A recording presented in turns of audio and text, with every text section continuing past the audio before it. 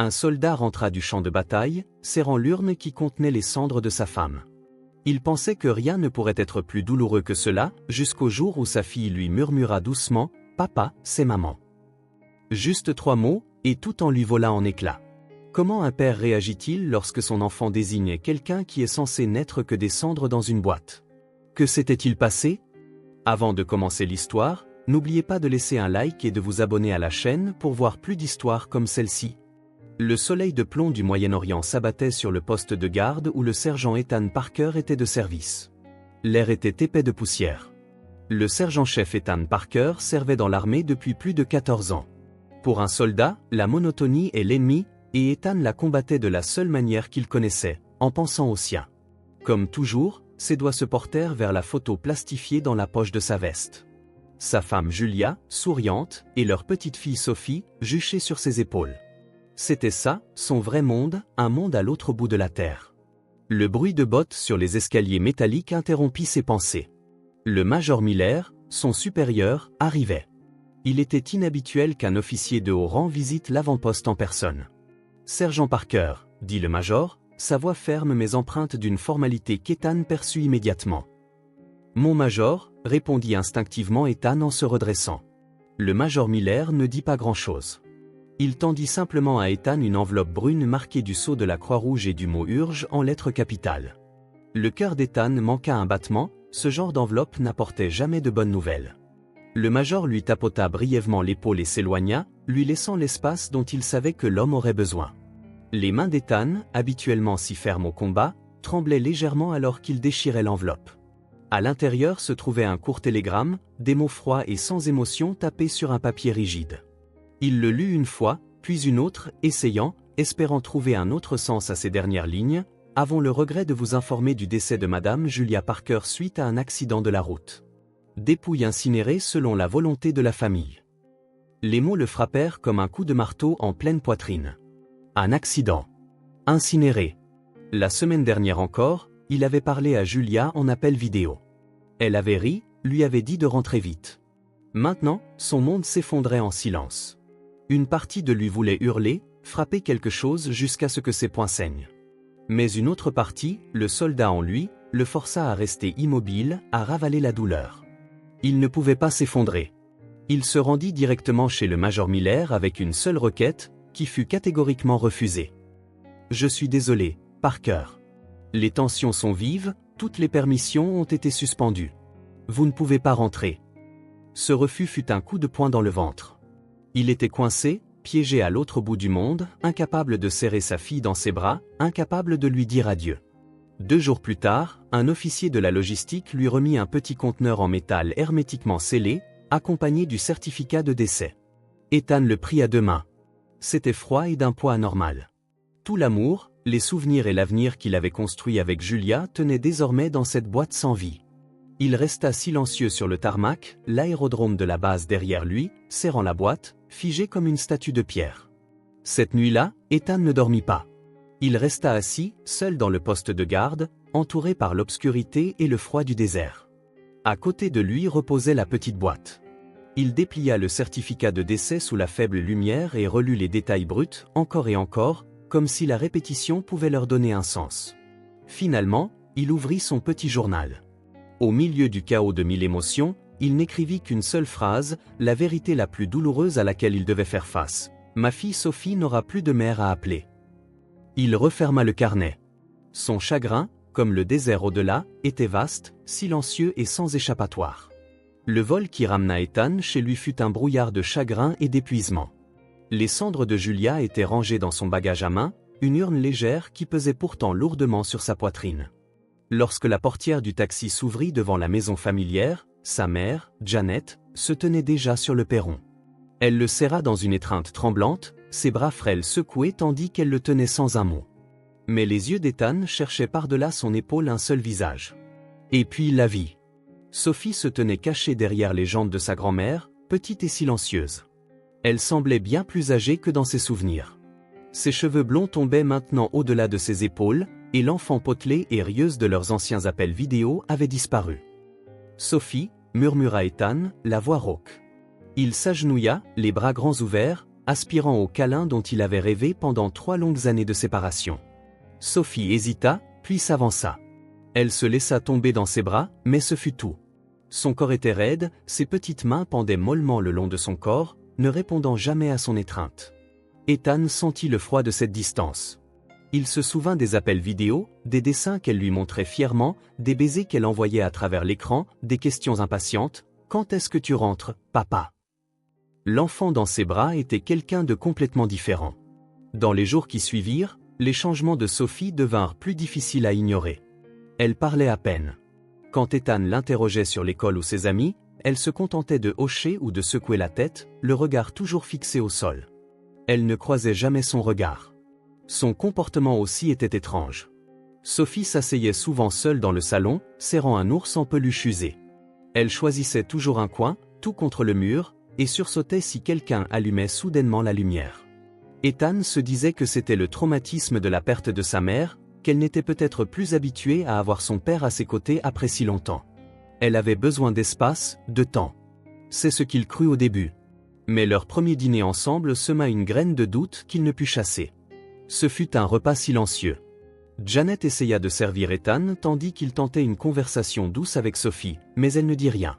Puis, soudain, sa fourchette glissa de ses doigts et tomba bruyamment sur le plancher en bois. « Ce n'est rien, ma chérie, » dit doucement Ethan. Instinctivement, il se pencha pour la ramasser. À l'instant où il le fit, Sophie tressaillit. Son corps entier recula, se recroquevillant contre le bord de la table comme si elle se préparait à recevoir un coup. Ses yeux s'écarquillèrent de peur.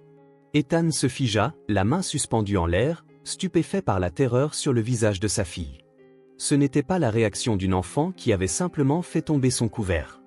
Il jeta un regard rapide à sa mère, cherchant une explication, mais Janet détourna la tête, les yeux fixés sur son assiette. Elle ne dit rien, feignant que rien ne s'était passé. Son silence était plus alarmant qu'un cri.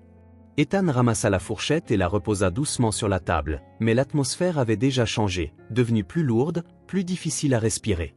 Il regarda sa petite fille, la tête baissée, et pour la première fois, une pensée perça le brouillard de son chagrin. Quelque chose n'allait pas, profondément et indubitablement pas. Déterminé à briser le mur invisible entre lui et sa fille, Ethan décida de ranger la chambre de Sophie, espérant créer un espace plus frais et accueillant. Les murs étaient peints d'un rose doux, mais l'atmosphère portait une étrange lourdeur. Alors qu'il rassemblait les dessins éparpillés sur son bureau, il s'arrêta. Quelques-uns des dessins de Sophie retinrent son attention. Ils étaient faits au crayon de cire, avec les traits maladroits d'une enfant, mais le contenu était loin d'être innocent. Un dessin montrait une femme au visage déformé par la colère, la main levée tenant ce qui ressemblait à un fouet. À côté d'elle, une petite silhouette voûtée. Sur une autre page, Sophie avait dessiné un grand cadenas, et derrière les barreaux, un seul œil rempli de larmes la fixait. Un frisson parcourut l'échine d'Ethan. Il reposa les dessins, essayant de chasser ces images de son esprit. Quelques jours plus tard, au petit déjeuner, Sophie renversa accidentellement son verre de lait. Il se répandit sur la table. Avant qu'Ethan ne puisse réagir, sa mère Janet se précipita avec un chiffon, comme pour couvrir quelque chose de terrible. Mais il était trop tard. Sophie avait déjà glissé de sa chaise et s'était mise à genoux sur le sol. Elle ne pleurait pas, elle tremblait simplement, murmurant d'étranges mots appris par cœur, comme des excuses préprogrammées. « Je ne l'ai pas fait exprès. Je ne le dirai pas à mamie. Maman, s'il te plaît, ne m'enferme pas. » Ethan se figea. « Ne m'enferme pas. » Il regarda sa mère, mais Janet garda la tête baissée, essuyant le désordre, évitant son regard. Il aida Sophie à se relever, l'esprit en ébullition. Il tenta de se rassurer. Les enfants imaginent des choses, peut-être avait-elle vu quelque chose à la télévision qui l'avait effrayée. Mais même à ses propres oreilles, l'excuse sonnait creux. Les bizarreries ne s'arrêtèrent pas là. Ethan remarqua que Sophie n'entrait jamais seule dans la salle de bain. Elle attendait près de la porte jusqu'à ce que sa grand-mère y aille avec elle. Un soir, il la trouva recroquevillée dans un coin de sa chambre, se grattant le bras encore et encore avec ses ongles. Il prit doucement sa main et vit des marques rouges et fraîches sur sa peau, superposées à de vieilles cicatrices estompées. Ce n'était pas de l'imagination. C'était de la douleur, une douleur réelle. Il regarda sa fille, un petit être fragile portant des blessures qu'il ne pouvait même pas commencer à comprendre, et un sentiment d'impuissance commença à s'emparer de lui. Le froid qu'il ressentait ne venait pas de la maison, il venait des secrets qui entouraient sa petite fille. Au milieu de la nuit, Ethan se réveilla en sursaut, non pas à cause d'un cauchemar de champ de bataille, mais d'un autre son, des sanglots étouffés, discrets et contenus, provenant de la chambre de Sophie. Il sortit du lit, pieds nus sur le sol froid. La porte de sa chambre était entr'ouverte.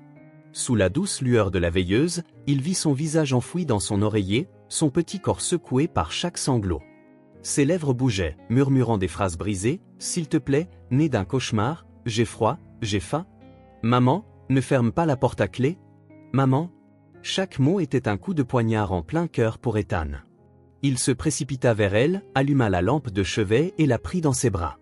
Elle tremblait violemment dans son étreinte, les yeux grands ouverts, surprise et désorientée, comme si elle venait d'être arrachée à un autre monde.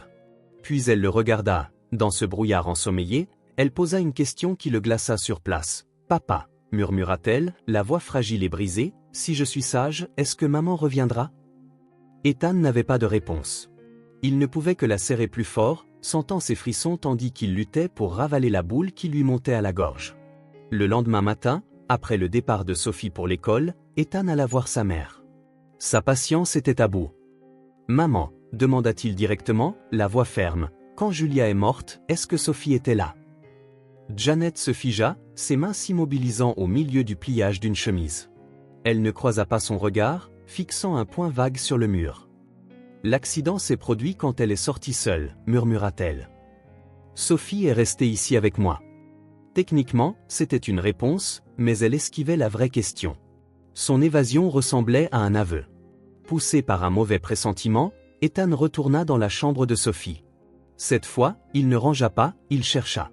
Il ouvrit chaque tiroir, feuilleta chaque livre.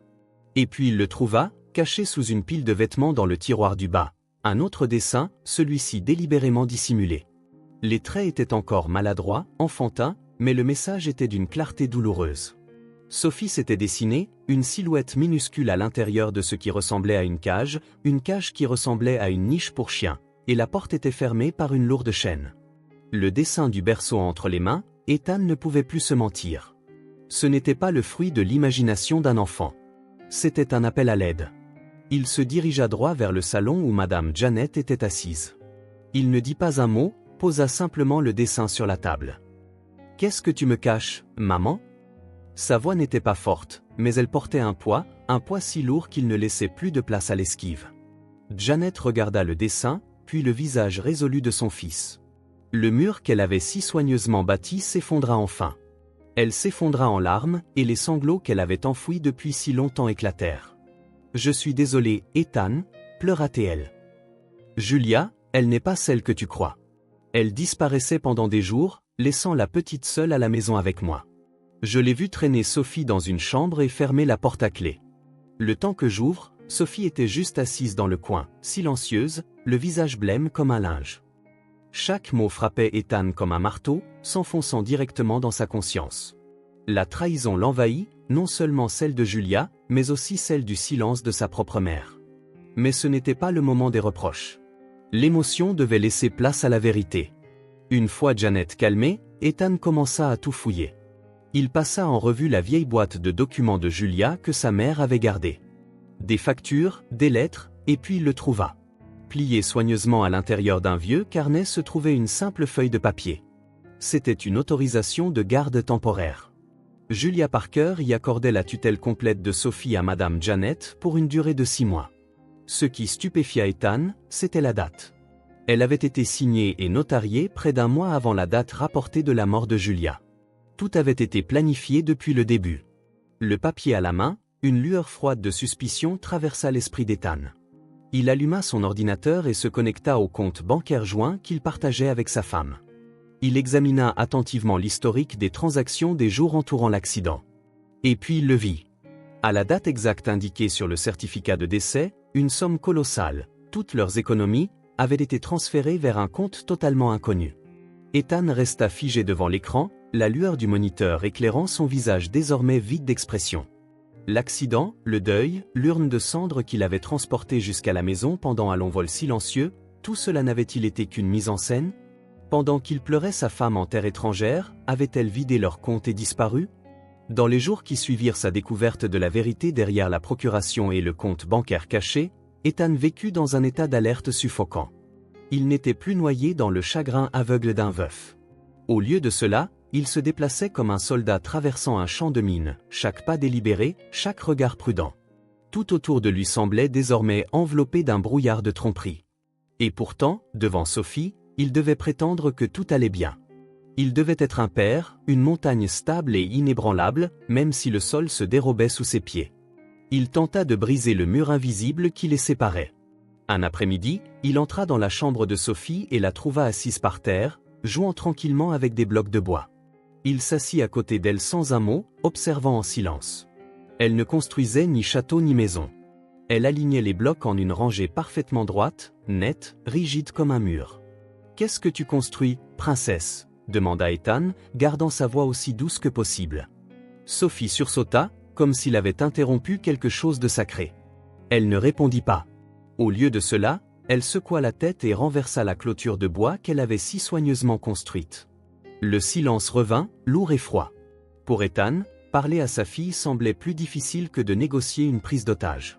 Chaque mot devait être pesé, chaque geste calculé pour ne pas l'effrayer. « Sophie, tenta-t-il à nouveau, tu t'es bien amusée à l'école aujourd'hui. » Elle se contenta de hocher la tête, les yeux toujours fixés sur les blocs éparpillés sur le sol.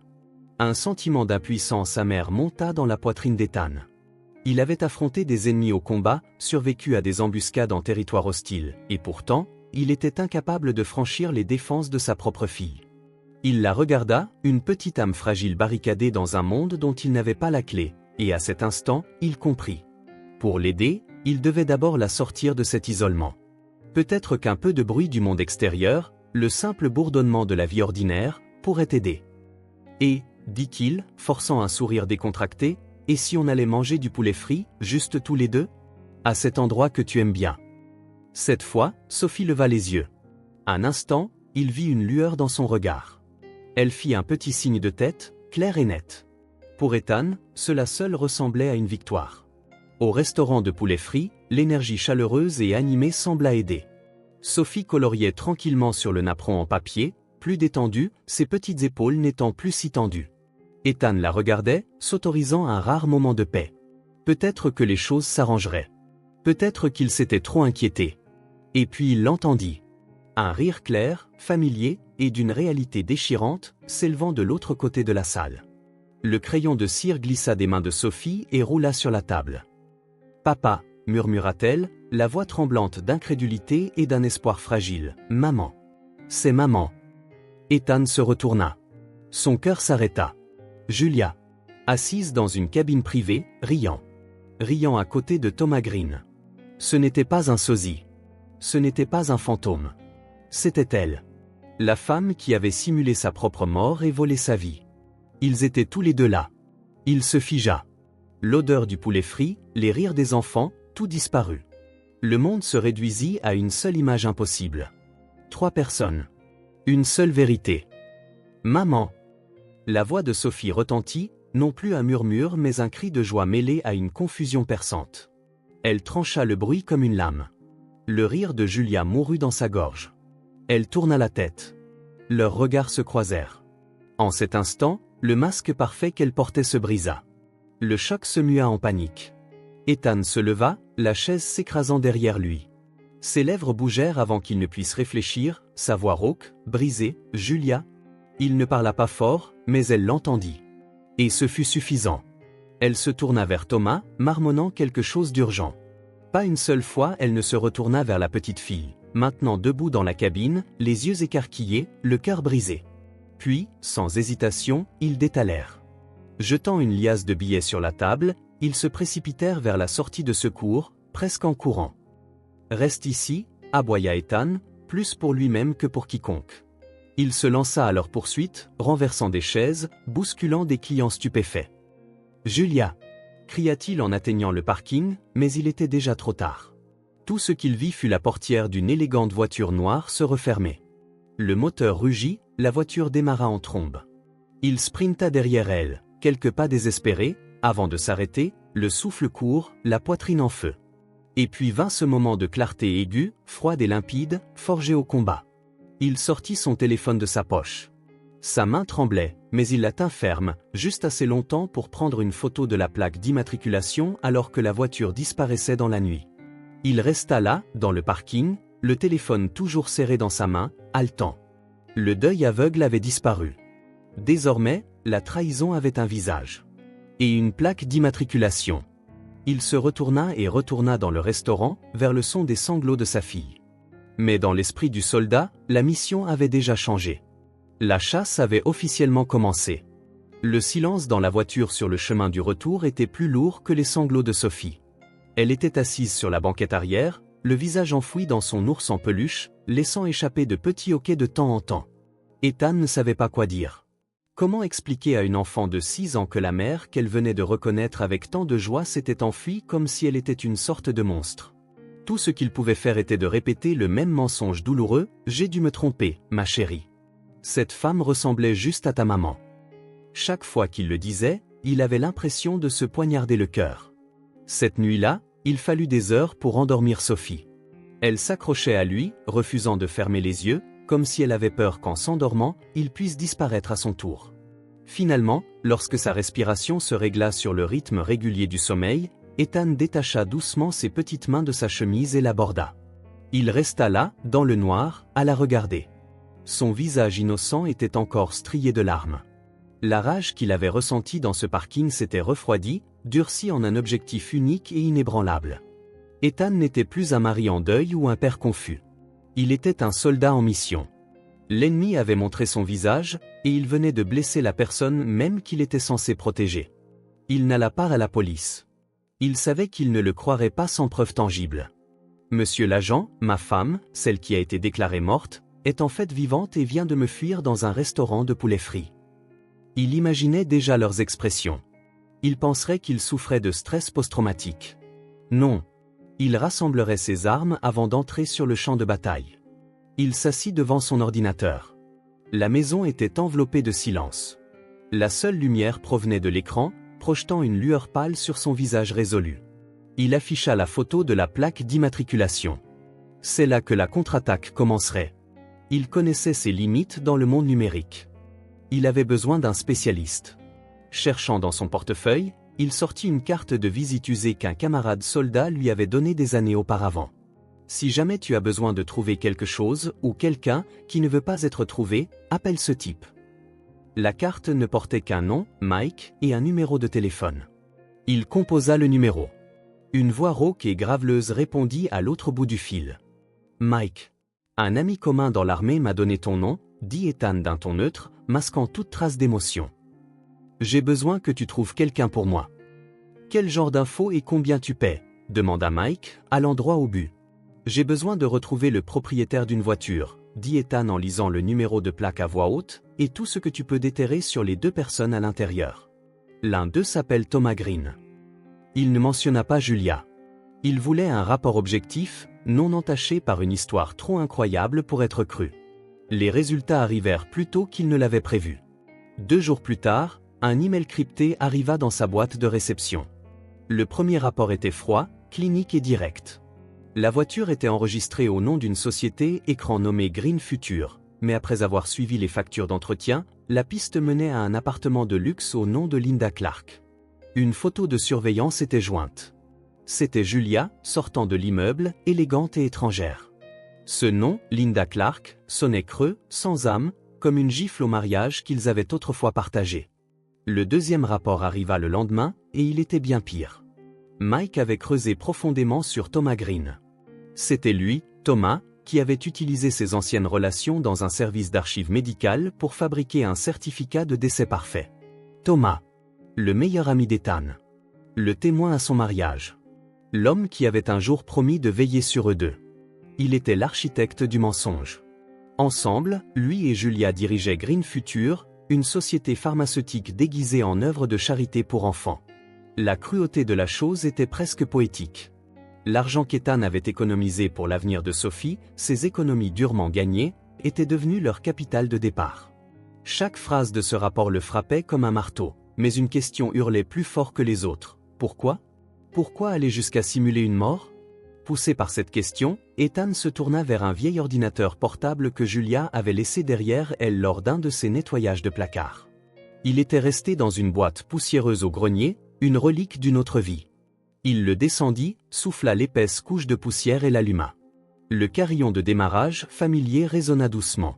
Le bureau apparut, une vieille photo d'eux trois au parc, Sophie rayonnante de joie. Une douleur aiguë lui transperça la poitrine. La plupart des fichiers avaient disparu, effacés. Mais ils avaient oublié une chose, une sauvegarde automatique sur le cloud qu'Ethan lui-même avait configuré pour elle des années auparavant, au cas où l'ordinateur portable tomberait en panne. Il se connecta au compte, fouilla dans les archives. Des centaines de mails triviaux, de reçus d'achat en ligne, de journaux de discussion avec des amis. Et puis il le trouva.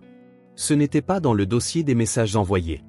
Il était tranquillement dans les brouillons, sauvegardé quelques semaines seulement avant sa mort. L'objet était simple, note. Il cliqua. À l'intérieur se trouvait un unique et court paragraphe. Une confession qui n'était destinée à personne, peut-être même pas à elle-même. Il faut que ça s'arrête. Je ne peux plus vivre cette petite vie pitoyable.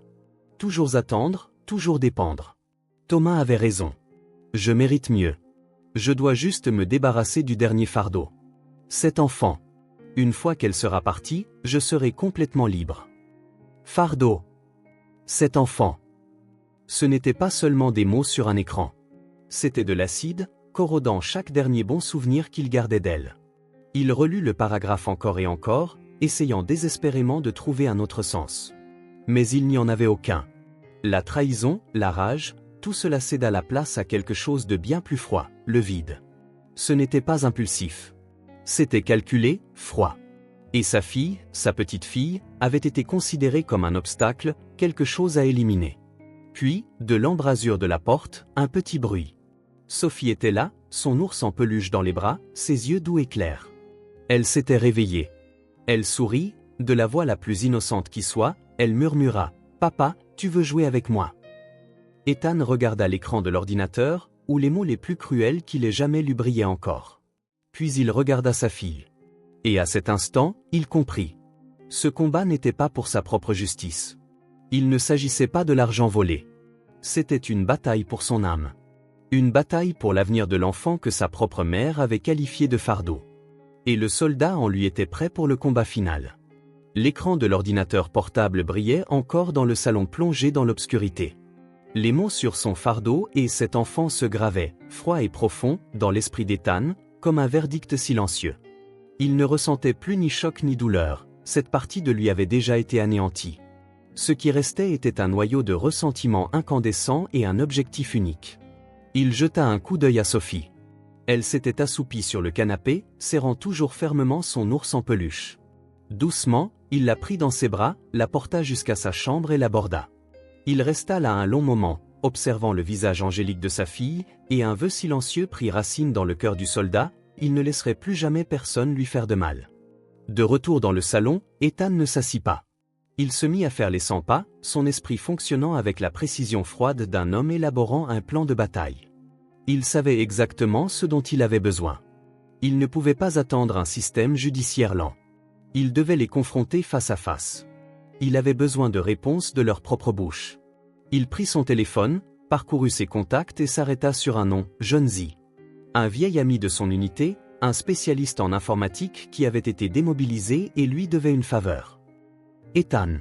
Ça fait un bail. La voix de Jonesy résonna au téléphone. Jonesy, j'ai besoin de ton aide.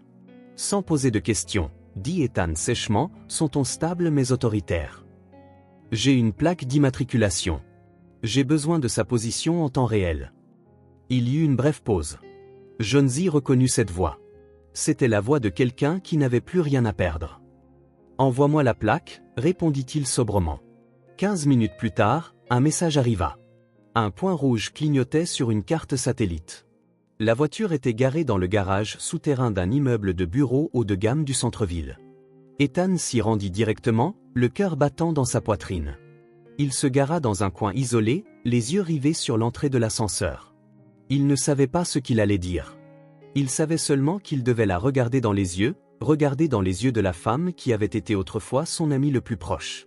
La confusion s'était enfin dissipée, mais la colère demeurait, tourbillonnant comme une tempête sur le point d'éclater. Après près d'une heure d'attente, les portes de l'ascenseur s'ouvrirent. Julia en sortit. Même robe de bureau coûteuse, même cheveux dorés, même démarche assurée de femme d'affaires. Mais elle ressemblait à une étrangère maintenant, une version élégante et polie de la femme qu'il avait autrefois aimée. Lorsque la lumière du plafonnier balaya son visage à l'intérieur de la voiture sombre, elle se figea. Puis, sans une seconde d'hésitation, elle se retourna et courut. Son instinct était la fuite. Elle pivota, laissant tomber son sac à main, et se précipita vers sa voiture de luxe, les mains tremblantes alors qu'elle cherchait ses clés. « Julia !» La voix d'Ethan retentit comme un ordre, mais elle ne s'arrêta pas. Avec les réflexes et la force d'un soldat, il ne lui fallut que quelques secondes pour la rattraper. Juste au moment où ses doigts atteignaient la poignée de la portière, une poigne d'acier se referma sur son bras et la tira en arrière. « Lâche-moi !»« Qu'est-ce que tu fous ?»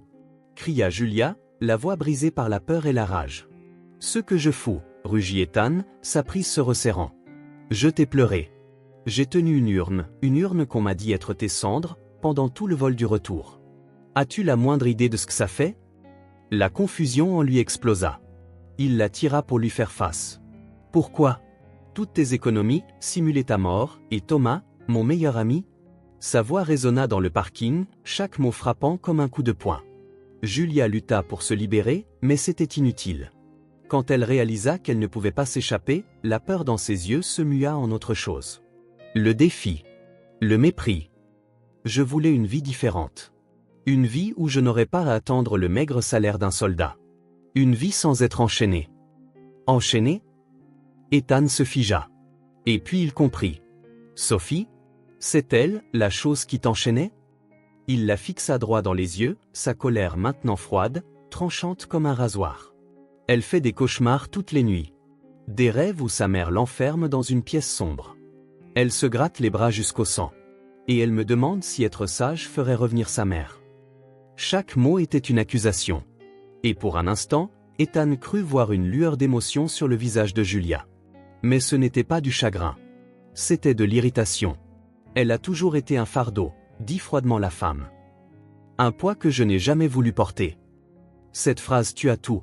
Chaque souvenir, chaque once d'amour, chaque bribe de nostalgie. La rage qu'Ethan avait enfouie depuis si longtemps éclata enfin. Il la saisit par les deux épaules, les yeux injectés de sang. La confusion avait disparu. Ce qui restait était une haine pure, non filtrée. « Qu'est-ce que tu viens de dire ?» rugit-il, la voix brisée par la fureur. « C'est ta fille. Ta propre chair et ton propre sang. » Puis, soudain, Ethan la lâcha. Il fit un pas en arrière et la fixa, comme si elle était quelque chose de sale. Il en avait assez entendu. Il avait sa réponse. Il expira lentement. Le tremblement de son corps commença à s'estomper, remplacé par une résolution froide et d'acier. Il se détourna, prêt à partir. Il n'y avait plus rien à dire. Pathétique. La voix venait de derrière un pilier en béton. Thomas Green s'avança. Il n'avait pas l'air effrayé, juste légèrement agacé que quelqu'un ait perturbé sa soirée. Les bras croisés, il toisa Ethan avec un mépris suffisant. Ethan se tourna pour lui faire face. L'homme qu'il avait autrefois appelé son frère. Thomas eut un sourire narquois, un sourire qu'Ethan brûlait d'envie d'effacer d'un coup de poing. Thomas jeta un regard à Julia, qui tremblait maintenant, puis de nouveau à Ethan. Elle a choisi le gagnant, Ethan, dit Thomas, sa voix calme, presque cruelle dans sa certitude. C'est tout ce qu'il y a à dire.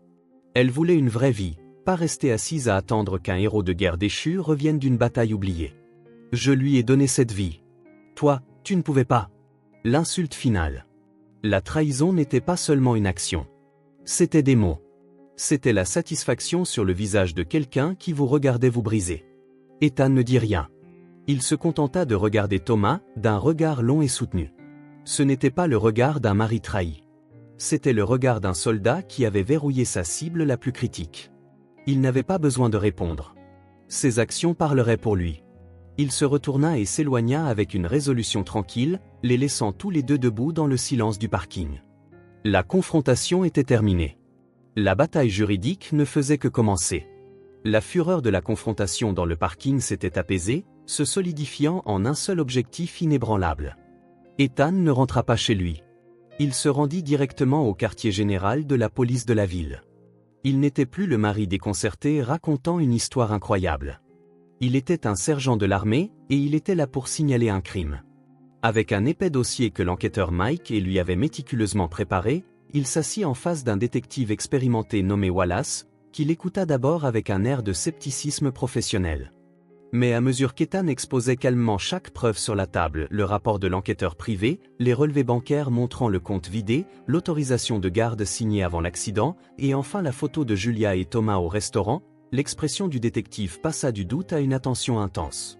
Il prit le document de garde.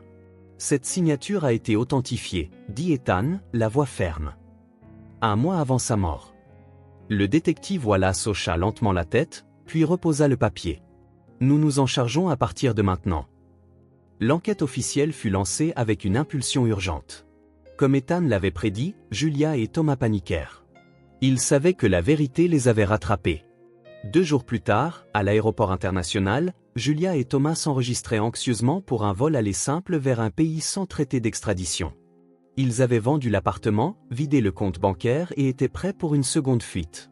Billets d'avion en main, ils poussèrent un soupir de soulagement, convaincus d'avoir réussi. Madame Linda Clark? Ou devrais-je dire Julia Parker? Une voix calme mais autoritaire retentit juste derrière eux.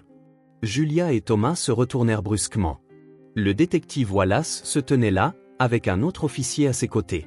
Toute couleur quitta le visage de Julia. Thomas ouvrit la bouche pour protester, mais au moment où il aperçut le reflet des menottes dans la main de l'autre officier, il se tut. Le clic sec du métal scella à l'instant, mettant fin à leur fuite avant même qu'elle n'ait commencé. La salle d'audience était lourde de tension, chaque souffle semblant aspirer à travers une paille. Ethan était assis au premier rang, le dos droit, le visage impassible. Sa mère était assise tranquillement à côté de lui. De l'autre côté de l'allée, Julia et Thomas apparurent avec leur équipe d'avocats hors de prix, s'efforçant de jouer le rôle de victimes incomprises. Du côté de l'accusation, une femme vive et autoritaire nommée Davis commença à démêler la toile de la tromperie, une toile qui s'étendait bien au-delà d'une fausse mort. Monsieur le juge, mesdames et messieurs les jurés, commença maître Davis, il ne s'agit pas seulement d'une affaire de fraude financière. C'est une performance méticuleusement planifiée, une production mise en scène sur plusieurs années par les 2 personnes assises juste là. Et l'accusé, Thomas Green, n'était pas seulement un complice. Il était le cerveau, l'architecte. Un loup sous les traits d'un ami de confiance. Elle présenta une série de mets montrant comment, pendant qu'Ethan servait à l'étranger au Moyen-Orient, Thomas lui avait envoyé à plusieurs reprises des rapports financiers falsifiés. Il avait brossé un tableau convaincant d'opportunités d'investissement destinées à garantir l'avenir de Sophie. Et voici comment ils ont vidé l'argent, poursuivit maître Davis, désignant une série de transactions bancaires affichées sur le grand écran de la salle d'audience.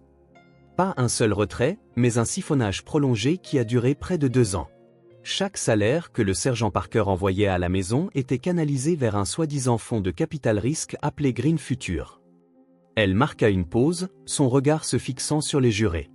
Et l'unique propriétaire de Green Future n'était autre que l'accusé, Thomas Green. Ce n'était pas un fonds. C'était son compte personnel déguisé sous un joli nom. Les avocats de Julia et Thomas répliquèrent agressivement. Ils dépeignirent une femme seule, abandonnée par son mari, qui avait naïvement fait confiance à son ami proche pour l'aider à gérer ses finances. Ma cliente, Madame Parker, n'avait absolument aucune connaissance des agissements de Monsieur Green. Elle n'était qu'une autre de ses victimes. La véritable confrontation éclata lorsque Julia fut appelée à la barre. Elle portait une tenue simple, essayant de paraître fragile et sympathique. « Vous avez dit que vous faisiez confiance à Monsieur Green », commença maître Davis. « Étiez-vous donc au courant que le fonds Green Future n'était en réalité rien de plus qu'un compte personnel au nom de Monsieur Green ?»« Je ne suis pas doué avec les finances », balbutia Julia. Thomas a dit que c'était le meilleur moyen de faire fructifier l'argent. Alors pourquoi votre signature figure-t-elle sur chaque document de virement? Et ceci, maître Davis brandit un dossier, est un email que vous avez envoyé à Monsieur Green intitulé Plan Phase 2. Pouvez-vous expliquer à quoi se réfère la phase 2? A-t-elle été mise en œuvre juste après que le sergent Parker a été informé de votre décès et que les fonds restants ont été retirés? Julia commença à perdre son sang-froid. C'était mon argent, éclata-t-elle. Il était parti jouer aux soldats pendant que moi, je souffrais à la maison. Je méritais une vie meilleure. La salle d'audience tomba dans un silence complet à cette explosion. Une vie meilleure, insista Maître Davis. Ou une vie avec Monsieur Green? Est-ce pour cela que vous étiez prête à abandonner votre propre fille? Je ne l'ai pas abandonnée, cria Julia. Je l'ai laissée avec sa mère pour qu'elle s'en occupe. C'est alors que Maître Davis porta le coup de grâce. Un disque dur contenant des images de la caméra de surveillance. Un court clip vidéo fut diffusé. La salle d'audience était figée. Tu vas te taire, enfin, claqua la voix de Julia dans l'enregistrement. Tout ça parce que tu as sali le tapis blanc. Va dans la salle de bain, et je ne veux pas entendre un seul bruit de ta part. La porte claqua. Le clic d'une serrure résonna froidement. Puis les sanglots étouffés d'une enfant. Maman, je suis désolée. S'il te plaît, ne ferme pas la porte à clé. Mensonge. Tout ça, c'est une mise en scène. Hurla Julia depuis le banc des accusés, son calme apparent se brisant enfin. C'est une enfant difficile, toujours à causer des problèmes. Je l'ai fait pour lui donner une leçon. La seconde confession était encore plus horrifiante que la première. Même son avocat baissa la tête de honte. Puis vint la partie finale, la plus déchirante. Une déclaration enregistrée de Sophie. Son visage innocent apparut sur l'écran de la salle d'audience. Lorsque le psychologue lui posa doucement une question, la petite fille murmura « Maman a dit, elle a dit que j'étais la raison pour laquelle elle était coincée. Je ne suis pas censée pleurer parce que ça la dérange. Je dois être sage, sinon je suis puni. » Ethan baissa la tête, ses épaules tremblant. Il ne pleura pas, mais la douleur en lui était plus profonde que des larmes. Le verdict tomba rapidement. Le jury n'eut pas besoin de délibérer longtemps. Julia fut condamnée à 12 ans de prison pour fraude à grande échelle, falsification de documents légaux et maltraitance d'enfants. Thomas fut reconnu coupable de complot et de fraude financière et reçut une peine de 8 ans. Alors que les officiers emmenaient Julia, son regard croisa celui d'Ethan.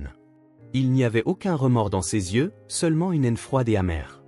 Mais Ethan s'en fichait. Il se tourna vers sa mère, qui lui serrait fermement la main. La bataille juridique était terminée, mais le chemin pour guérir le cœur de Sophie ne faisait que commencer. Un an s'était écoulé. Un an sans appel d'enquêteur ou d'avocat, sans audience tendue au tribunal. Un an d'un autre type de silence, un silence qui avait été nourri, pas creux. C'était une année de promenade tranquille au cabinet du thérapeute, d'achat de nouveaux jeux de crayons de couleur pour remplacer les dessins sombres, d'un retour timide mais progressif du rire à la table du dîner.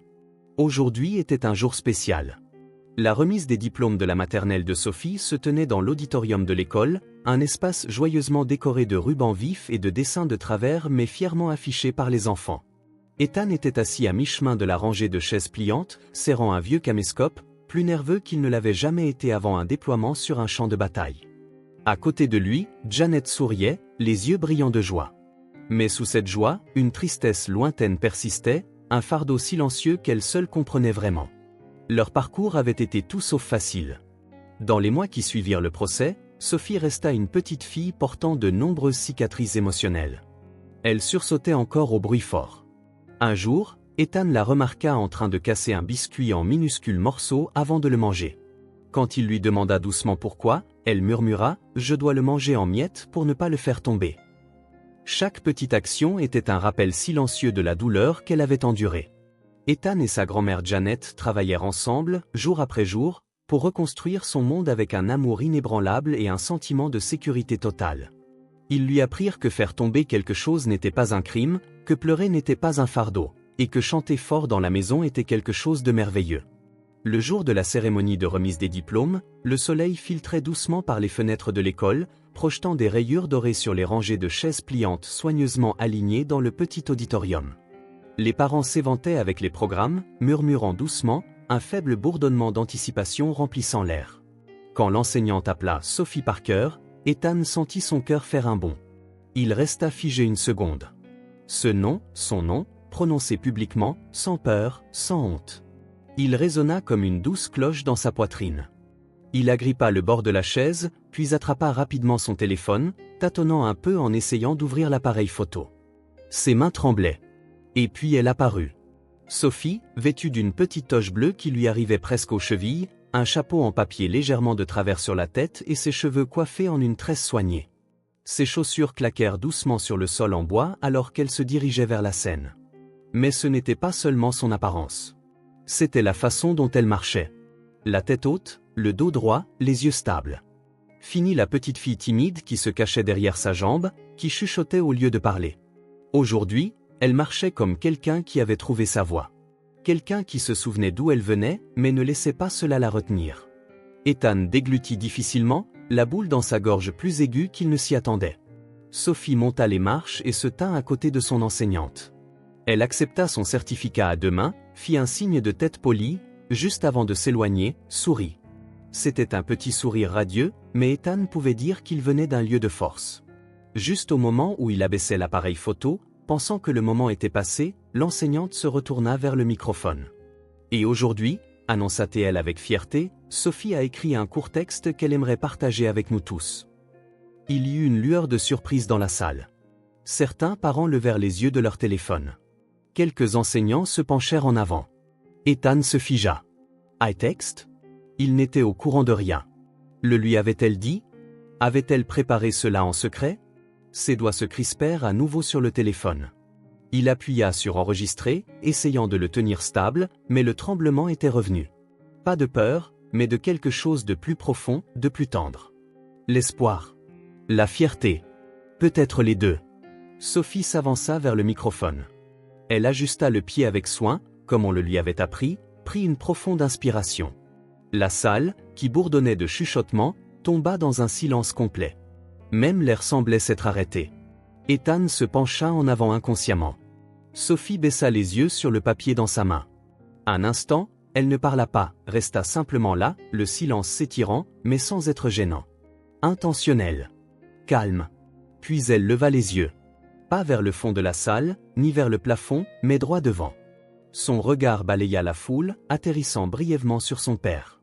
Et quand elle parla, sa voix, claire, douce et stable, trancha le silence comme la lumière du matin à travers le brouillard. « Mon essai s'appelle Celui qui est resté », commença la petite fille, ses mains tremblant à peine alors qu'elle tenait la feuille de papier devant elle. Quelques parents s'ajustèrent sur leur siège. Quelqu'un changea de téléphone pour commencer à enregistrer. Dans la vie, dit Sophie, sa voix petite mais inébranlable, certaines personnes viennent et d'autres partent. Certaines choisissent de partir parce qu'elles pensent qu'il y a quelque chose de mieux ailleurs. Les mots flottèrent dans l'auditorium silencieux, simples mais lourds. Au troisième rang, Ethan cessa de respirer.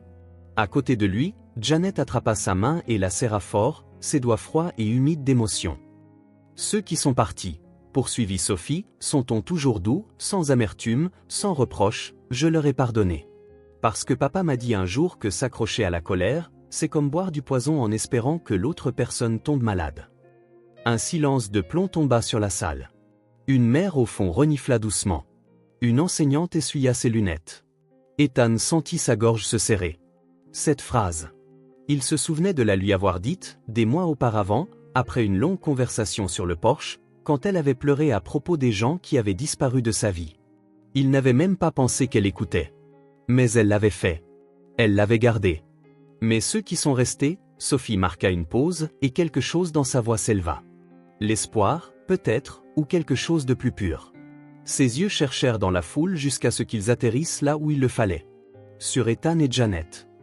Je veux les serrer dans mes bras pendant très, très longtemps. Sa voix trembla une seule fois, mais elle ne détourna pas le regard. Parce qu'ils sont restés. Même quand les choses étaient difficiles. Ils m'ont réappris à sourire. Ils sont ma maison. Elle s'arrêta là. Pas de conclusion dramatique, pas de citation fantaisiste. Juste la vérité, prononcée du petit cœur d'une fille qui avait vécu plus que la plupart des gens de son âge. Pendant un instant à couper le souffle, personne ne bougea. Même l'air semblait immobile. Puis une seule paire de mains commença à applaudir. Doucement d'abord, puis une autre se joignit, et une autre encore.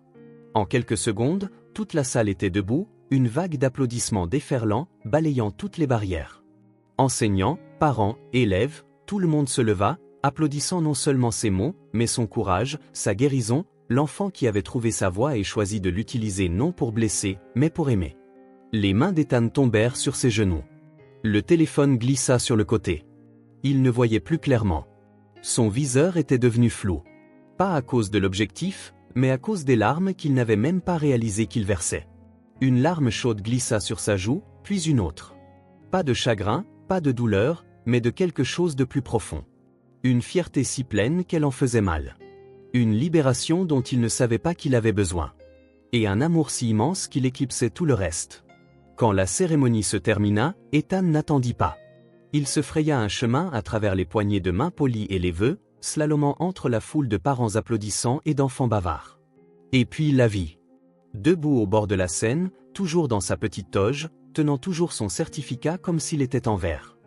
Sophie. Elle se retourna juste à temps pour le voir s'agenouiller. Et puis elle courut. Avec une vitesse que seuls les enfants connaissent, elle vola dans ses bras, s'enroulant autour de lui si complètement, si sans réserve, que c'était comme si le monde s'était rétréci à eux deux. Il la serra contre lui comme pour s'ancrer à la seule chose qui ait jamais vraiment compté. Puis Janet arriva. Lentement, silencieusement. Elle s'avança et enroula ses bras autour d'eux deux, un de chaque côté, posant sa joue sur l'épaule de son fils. Un cercle. Une famille. Un abri fait non pas de briques, mais du choix de rester. Personne ne parla. Il n'en avait pas besoin. Sur le chemin du retour, le ciel était peint d'une palette brillante d'orange et d'or alors que le soleil se couchait derrière les collines.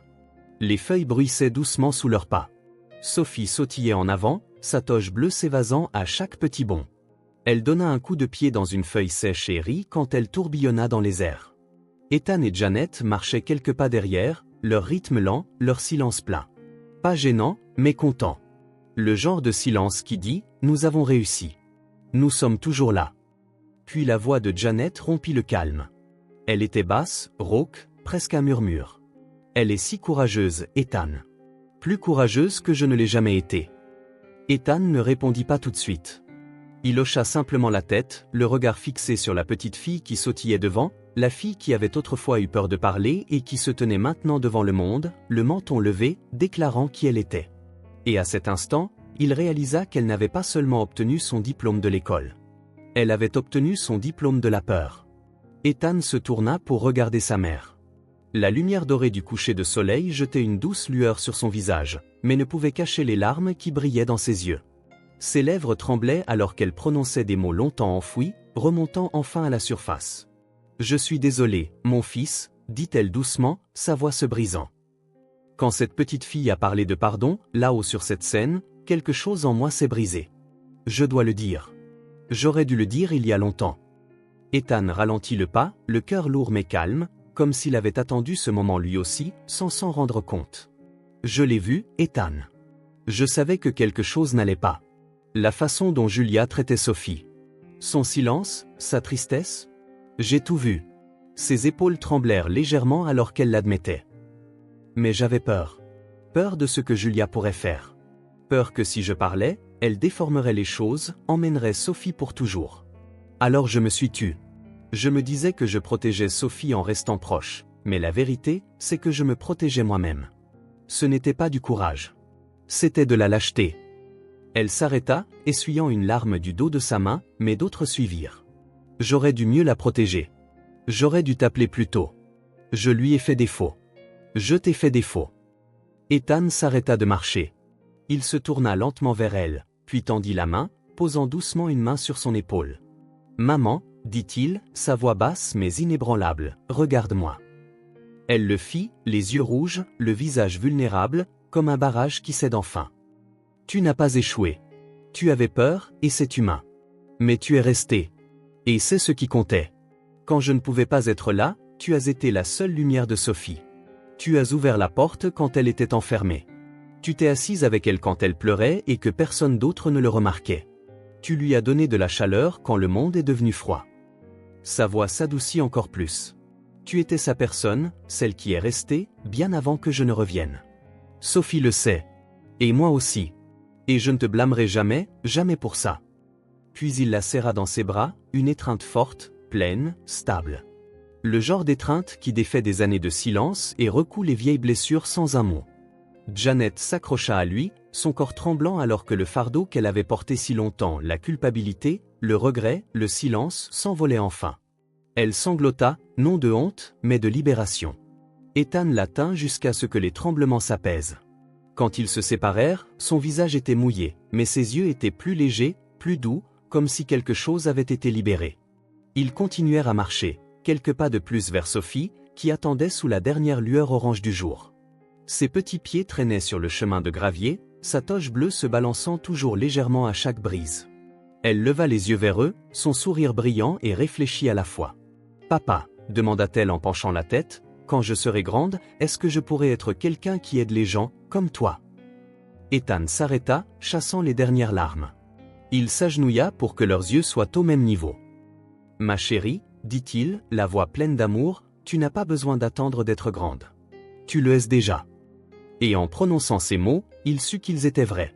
Elle avait déjà changé des vies. La sienne, celle de sa mère, la sienne propre. Non pas avec de grands gestes, mais avec grâce, résilience et un cœur qui avait choisi l'amour face à la douleur. Et parfois, pensa Ethan, c'était là le plus vrai des héros.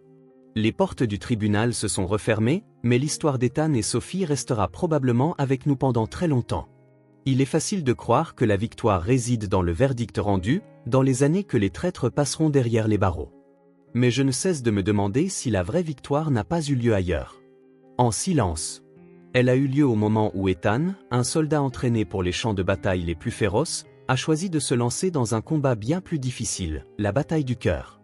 Sa plus grande force ne résidait pas dans son uniforme, mais dans sa décision d'écouter patiemment les cris silencieux cachés dans les yeux de sa fille. Et puis il y a Sophie. Une petite fille qui nous a appris que le pardon ne consiste pas toujours à apaiser la culpabilité de quelqu'un d'autre. Il s'agit de libérer notre propre âme du poids du passé. Son essai n'était pas seulement un devoir scolaire. C'était une déclaration de liberté. Une affirmation tranquille que les cicatrices ne définissent pas notre avenir. Cette histoire a sans doute laissé une lourdeur dans votre cœur, n'est-ce pas? J'aimerais sincèrement savoir quel moment de ce parcours père-fille restera avec vous longtemps après la fin de l'histoire. Et cela m'a fait réfléchir à nos propres vies. Qui a été votre pilier? Celui qui est resté à vos côtés pendant vos jours les plus sombres? Celui qui vous a réappris à sourire? Celui que vous aimeriez serrer un peu plus longtemps? Ce n'était pas une histoire facile, alors j'espère sincèrement que vous allez bien. Prenez un moment pour faire une pause, pour respirer, pour être doux avec vous-même. Merci d'être resté avec moi jusqu'à la toute fin. J'espère que nous nous reverrons bientôt.